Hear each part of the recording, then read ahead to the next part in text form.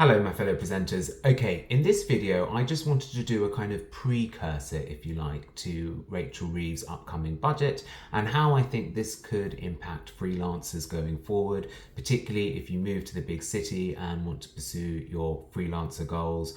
What are the things to look out for and that I believe really affect us?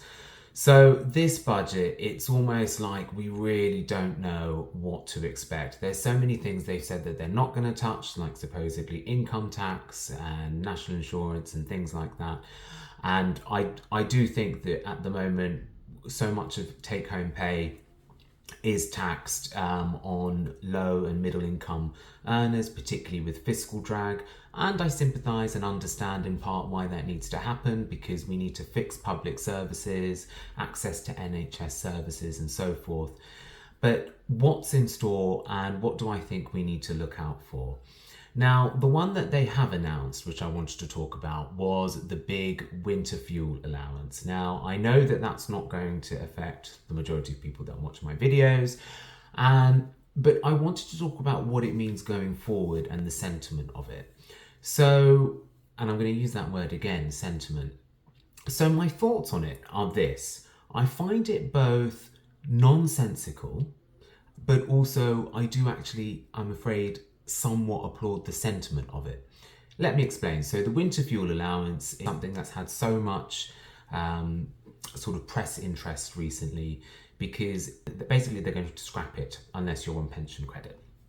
And I think that in some senses, I find it very nonsensical. And the reason I find it very nonsensical is because if everybody that was eligible to apply for pension credit actually did do that, the 1 billion or so that they're set to save for the government's coffers would actually be wiped out. So I find it quite disingenuous. I find it sort of, well, if you want to genuinely encourage people that are eligible to apply for it, then you would.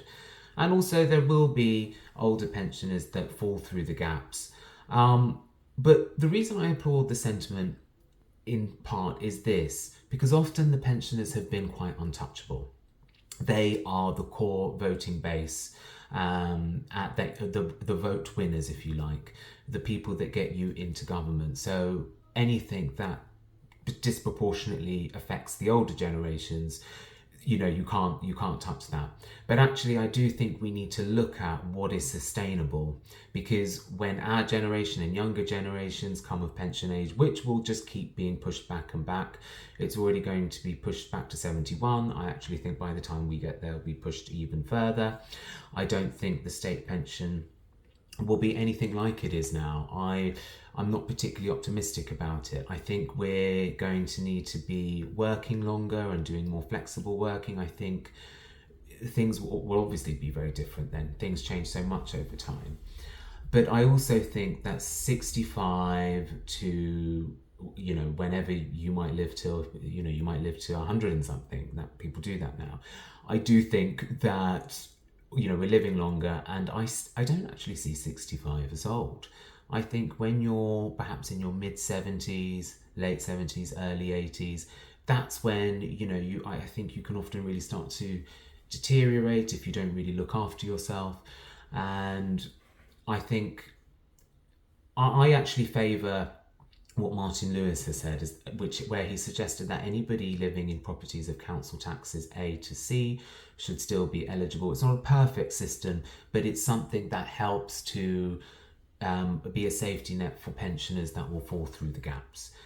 Now, I've spoken about this before when I spoke about the election results, but the thing that I think that really needs to happen is you level national insurance with pensioner incomes. And that's something that I know is not popular to say at all. I understand that, but the truth is we know that we need to be paying more taxes. So is it fair that my generation and younger have to pay more taxes to get a fraction of what the current generation, older generations get?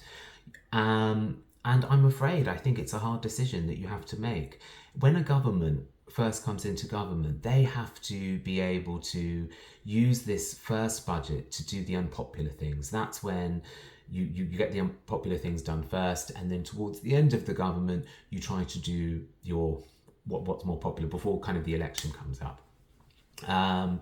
And I think that's something that would have got them billions and billions, and that's what they would have got more from it, not just, a measly, I'm afraid, 1 billion. It's not enough. And I think that they could reframe it as a health tax, because I know they promised national insurance and such wouldn't go up, but actually you're just imposing it on the pensioners. And that's what I really think that they should have done, because you can use that as a health tax and say that the spending will be for the NHS, and it will be to help with older people in the backlog that are waiting for certain operations. You use it for care services. We know we need to think about care. I think the proposed idea of increasing our national insurance rates, it's really difficult for people whose rents just keep going up and up, and their savings or opportunity to be able to save is being squeezed. And I think something that we have to remind people is that we are really facing a pensions crisis. And I want to encourage the freelancer community to think about their pension and their future, whatever that looks like, be it owning part of their home, or owning a home, but also having investments so that you've got a pension in the future.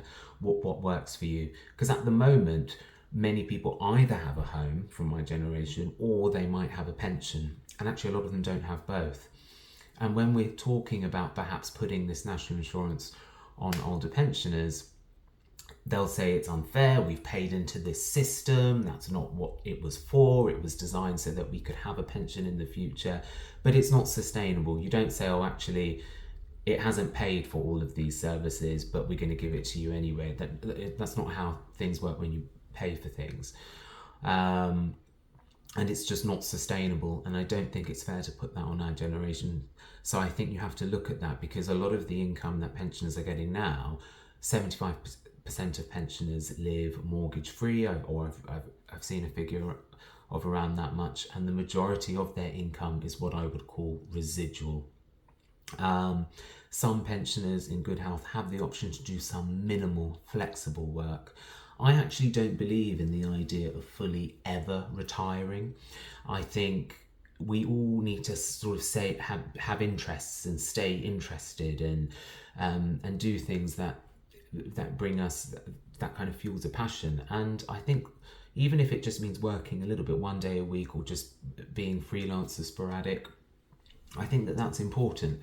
So a lot of people will choose to do that, unless of course their health dictates otherwise. So that's my thought on the winter fuel. The other one that I wanted to bring your attention to, there's lots of other things, such as with regards to, a lot of people are speculating equalising capital gains tax with income tax. That's going to be really controversial, and that's often how a lot of people accumulate wealth.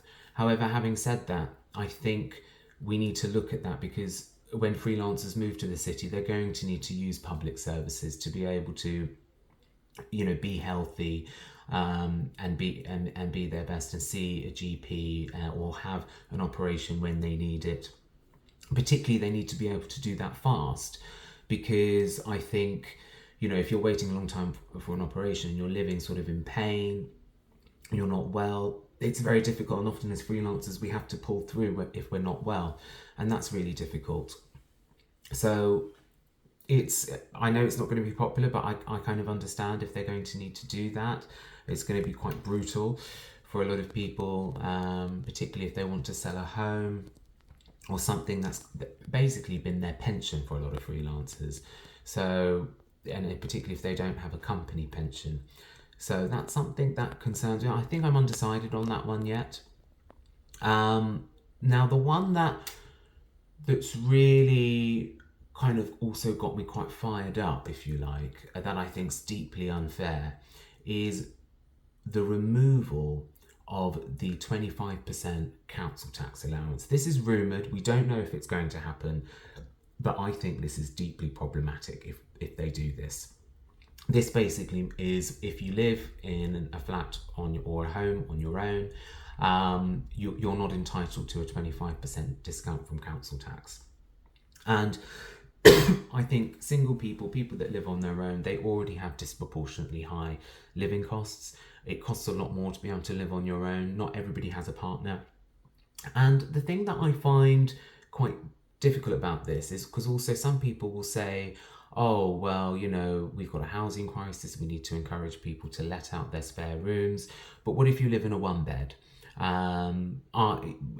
If you live on your own. So I think that that's something to bear in mind. A lot of people, if they buy a flat in a city and they get to that point, then often they aren't living on their own. So if they're not partnered up, that they're being penalised for that, when actually their outgoings are already a lot higher because they're not able to split the bill. So I hope that any such legislation is appropriately scrutinised by the House of Lords, because I think a lot of people have worked really hard to be able to finally get that flat in the current generation, in the current landscape rather, and not sort of at the prices that the older generations had, where property prices have skyrocketed.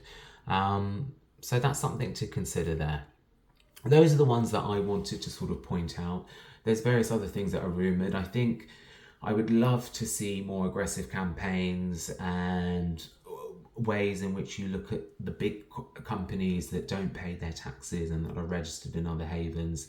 This is often something, it's often said that those companies won't be incentivized to invest here, but I actually think if you had a really aggressive coordinated effort, this is something that you can do.